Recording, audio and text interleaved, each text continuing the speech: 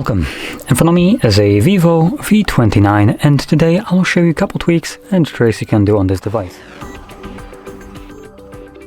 Starting off, we're going to open up our settings, and we're going to start off with the display section right over here. And number one, we have the dark and a light mode right here. Now by default the phone is in light mode, so if you want to use dark mode, you can toggle it on in here. And if you tap on a text, you actually have more options, allowing you to select the dark mode on a schedule basis. So the device can either turn on dark mode automatically, either at your desired time, or based on a sunset to sunrise. Now going back, next thing we have is the next thing we have is the screen colors, or basically color mode of the device. And if you find that the default one is too saturated, or maybe you want something more accurate, it looks like we have a pro version, which I would assume is color calibrated. I have no idea, to be completely honest. I have no way of checking this, so either choose this with the hopes that it is color calibrated and maybe you can check it, or maybe choose it just because you like it this way. Now you also have the bright option right here, which looks a little bit more bluish. Now I'm not sure if this is visible on the camera. I don't think it is. It's almost identical to the standard.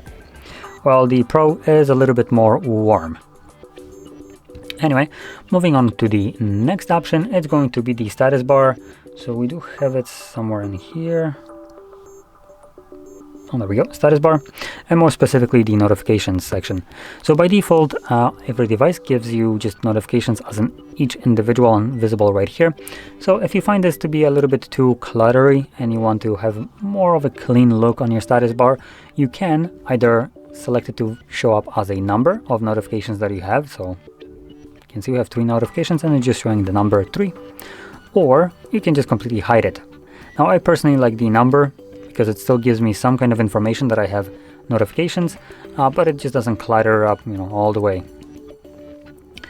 Now moving on into the next one is going to be the screen refresh rate, and we have smart switch 60 or 120. Now that being said, this is more for people that prefer battery saving, because if you like high refresh rate, the default option that it comes with is pretty good. It will basically give you best of both worlds, trying to preserve battery while still allowing you to enjoy the 120 Hz smooth refresh rate.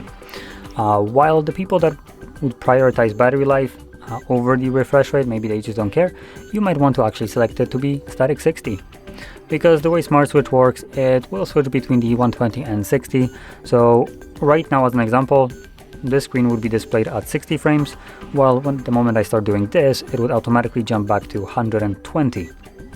So to give me that smooth motion, while 60 always runs at 60 and doesn't go any higher, giving you a little bit better screen on time in terms of battery life. And last thing that I wanted to show you is the navigation system, or gesture navigation more precisely. So let's go into system and system navigation, and here we have the 3-button navigation, which I've been using for this video, but we also have gesture navigation, and when you enable it, it gives you this nice option right here, hide button bar, which basically makes this bar at the bottom invisible.